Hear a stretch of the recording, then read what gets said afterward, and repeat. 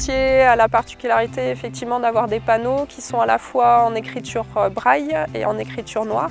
On souhaitait améliorer son accessibilité et également accompagner donc, les visiteurs d'un guide audio, donc notamment les personnes malvoyantes et non-voyantes, qui permettrait de leur faire découvrir le sentier, donc aussi bien les arbres que les dangers possibles sur le parcours.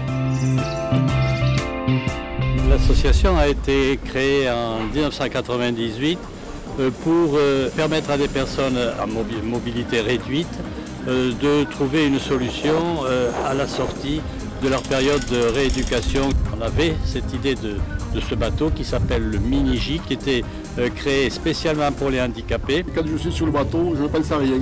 Je ne pense pas à mon bobo dans les jambes.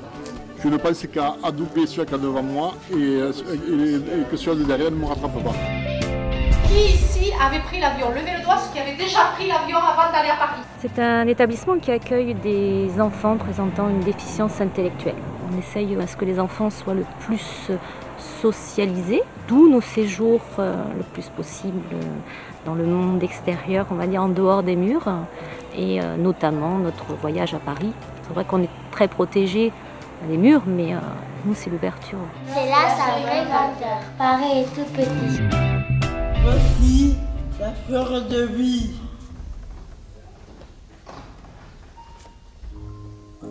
Prenez l'île de cette âme.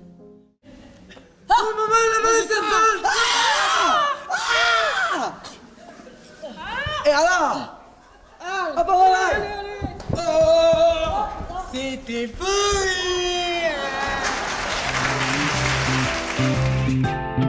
C'est une association qui date de 1994. Elle avait été créée parce qu'à l'époque, l'association Resto du Cœur ne s'occupait pas spécialement des bébés.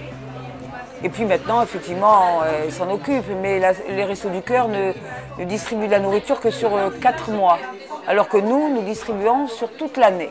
Nous avons l'an dernier servi plus de 500 familles.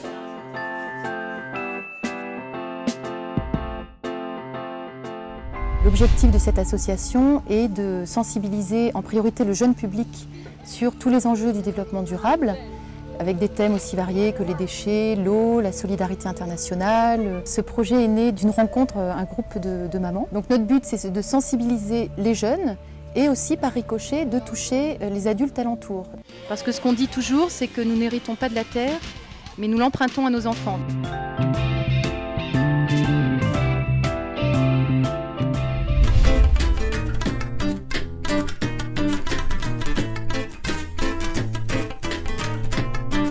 Et ça a commencé, on a eu une réunion et tout le monde est venu me trouver.